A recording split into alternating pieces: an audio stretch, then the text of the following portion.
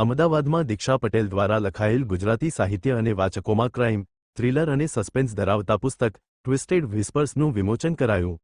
ગુજરાતી સાહિત્ય અને વાચકોમાં crime, thriller અને સસ્પેન્સ ધરાવતા પુસ્તકો માટે હંમેશા એક ખાસ આકર્ષણ રહ્યું છે. આ જ રોમાંચને એક નવા સ્તરે લઈ જવા માટે અમદાવાદની યુવા અને પ્રતિભાવંત લેખિકા દીક્ષા પટેલ લિખિત અંગ્રેજી સસ્પેન્સ થ્રિલર નવલકથા ટ્વિસ્ટેડ વ્હિસ્પર્સનું સત્તાવાર વિમોચન અમદાવાદ મેનેજમેન્ટ એસોસિએશન ખાતે કરવામાં આવ્યું છે. આ ગરિમાપૂર્ણ સાહિત્યિક સમારોહમાં ચીફ ગેસ્ટ તરીકે અમદાવાદના આદરણીય ડેપ્યુટી મેયર અંજુબેન શાહ ખાસ ઉપસ્થિત રહ્યા હતા. આ સાથે જ મંચ પર આદરણીય લેખિકા, મૂવી સ્ક્રીનરાઇટર, આર્ટિસ્ટ અને હાર્ટીએસ્ટ આર્ટ ગ્રુપના ફાઉન્ડર શ્રીમતી સોનલબેન ઓડેદરા તેમજ આદરણીય એઆઈ અને ટેક એક્સપર્ટ, વિઝિટિંગ પ્રોફેસર અને સાહિત્ય મંચ તથા વી પબ્લિશર્સના ફાઉન્ડર શ્રી વિઝનભાઈ રાવલ સ્પેશિયલ ગેસ્ટ તરીકે ઉપસ્થિત રહીને કાર્યક્રમની શોભા વધારી હતી. Report by Ashwin Limbachiya, Ahmedabad. છે વિઝન રાવલ અને હું સાહિત્ય મંચ અને વી પબ્લિશર્સનો ફાઉન્ડર છું.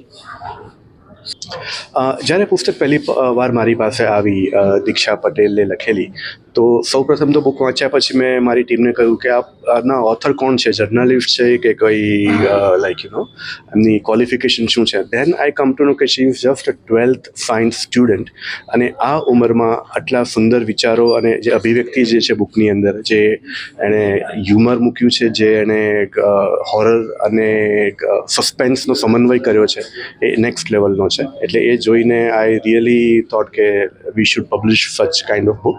જે આજકાલ જેન્ઝી જે લોકો વાંચતા પણ કતરાતી હોય છે, કે જે લોકો પાસે પૂરતો સમય વાંચવાનો પણ નથી, એ સમયમાં એક જેન્ઝી કે 12th સાયન્સમાં ભણતી છોકરી આવી સુંદર પુસ્તક લખી શકે, that is really beyond hour imagination.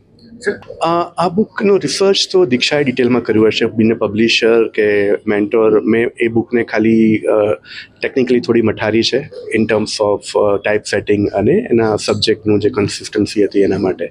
But otherwise જે સ્કિલ જે છે, જે લેખન શૈલી જે છે, એ બધું જ દીક્ષા પટેલે જાતે સ્વયં લખેલું છે.